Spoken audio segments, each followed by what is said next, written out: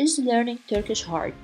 Turkish, like any other language, isn't hard to learn when following the right learning method.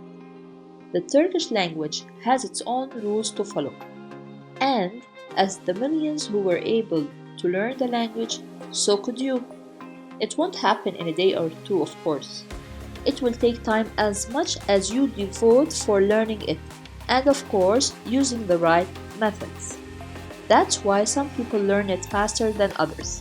In this video, I will talk about things you should know before learning Turkish and steps you need to follow to learn Turkish. So, Bismillah, let's start. First of all, the things you should know before learning Turkish. 1. Turkish has a different word order. While most European languages use the subject-verb-object order, Turkish uses subject-object-verb order. For example, if you want to say the boy eats an apple in Turkish, you'll use this phrase, çocuk bir elma yiyor. And when translating this sentence, you will get the boy an apple eats. This might be very confusing at the beginning, but taking the time to learn Turkish in the right way and finding someone to practice the language with will make you speak right without even thinking of it. 2. Turkish is an agglutinative language. What does this mean? Turkish is a suffix-based language, which means that suffixes are added to the root word to give a different meaning. This is found slightly in English, but not as much as Turkish. For example, take the word forgive. When adding to it ness, you will get forgiveness. Keep in mind that in Turkish, these suffixes are added to any word and they change the meaning of the word, unlike English. While English is not agglutinative, Turkish is, which means word endings are constantly used to give and change meaning in a word or sentence. English uses small helping words to give and change meaning, while Turkish mostly uses suffixes. So, what does this look like? For example, in English, we say go to your class. In Turkish, sınıfına git. Sınıf is class, the N means your, and A to.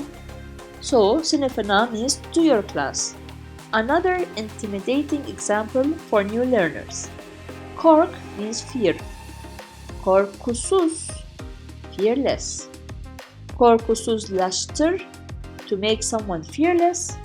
And korkusuzlaştırabilecekimiz, one who we can make fearless. And this can go on and on and on.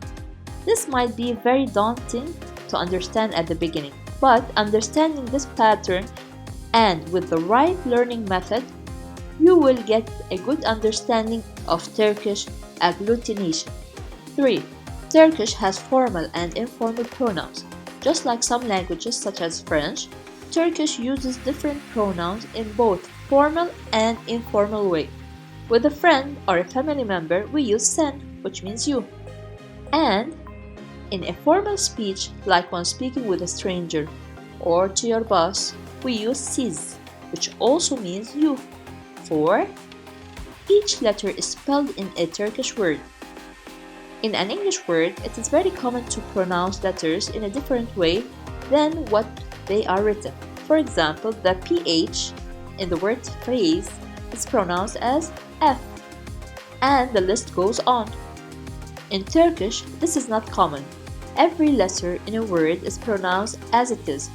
So, spelling each letter in a Turkish word makes reading and writing very easy once you've learned the Turkish alphabet, where every letter corresponds to exactly one sound. 5. No genders. In Turkish, you don't have to worry about choosing the right pronouns for gender. He, she, and it has the same pronoun, which is o. And according to the meaning of the sentence, you will know what pronoun do they mean.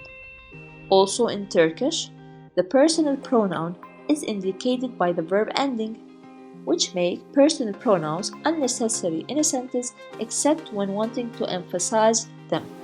For example, o yemek yiyor is the same as yemek yiyor, O yemek yiyor means he is eating or she is eating or it is eating. As you notice, we can simply omit the personal pronoun O because the verb ending indicates the personal pronoun meant by the sentence. And you will know what I mean about the verb ending when you learn Turkish grammar. Vowel harmony is very important. To make sure Turkish words sound pleasant when saying them, Turkish language follows the vowel harmony rule in all of its grammar, and this happens according to the ince vowels, soft vowels, and the kalın vowels, the heavy vowels. Vowel harmony makes the pronunciation sound more natural. These endings depend on the vowels in the main word. Also, I have made a video regarding the vowel harmony rule.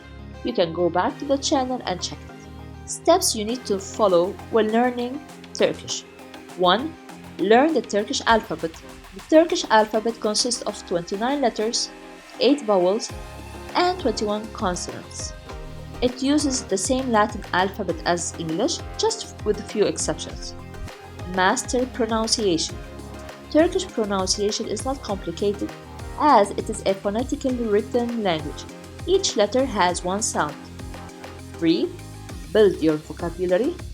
Start with the most common Turkish words and phrases that you can use in your daily life.